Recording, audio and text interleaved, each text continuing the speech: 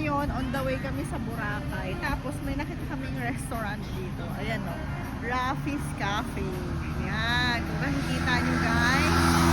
Rafi's Cafe. So, ang ganda nung kanyang mini kainan.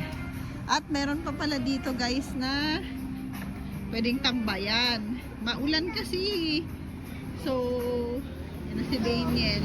Pwede ka umupo dyan. Style nila. Tapos, maliit lang yung kainan nila. Ayan lang. Rafi's. Tapos may isa pang customer dito. Malawak yung parking area niya guys. Yan. Tapos, may CR din sila. Cute din yung CR nila guys. Yan. Sobrang minimalist ng space.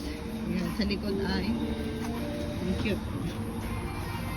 Salamin. Tapos isa yung CR niya boys. Ito yung likod nila guys. Yan. Diba? Sobrang cute. And then, ito na yung kanilang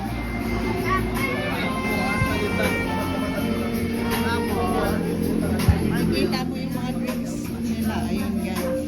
Yan. Pwede sila. Anong mayroon dito? Dito naman tayo sa kabila. Ay wala na. Space na dito.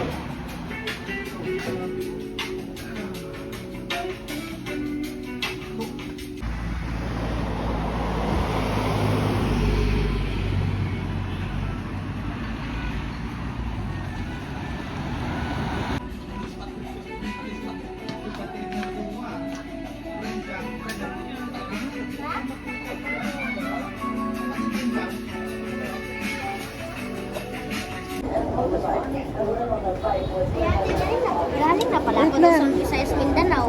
Oo nga. Sa Nueva Ecija, dito sa Vlog natin. dito sa Aklan and doon sa Surigao.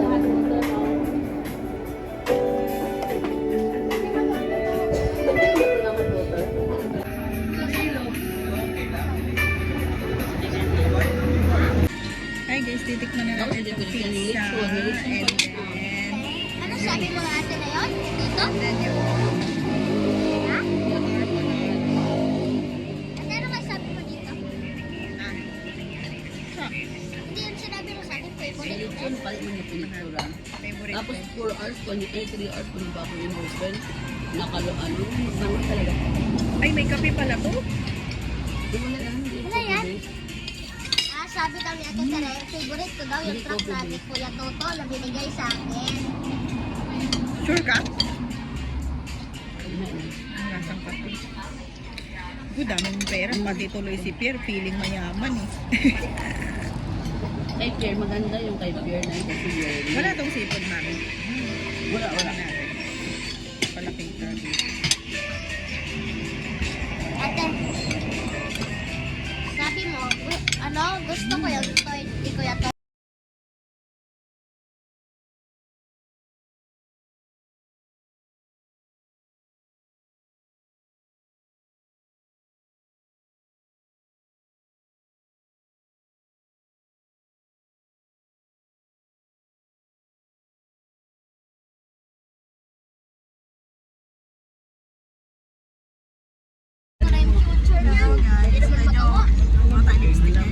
Alam ko ang future niya, ikaw Ulan kami. Ayaw ko. Ulan papuntang Sa barko Boracay. ako. Ganun-ganun yung bundok.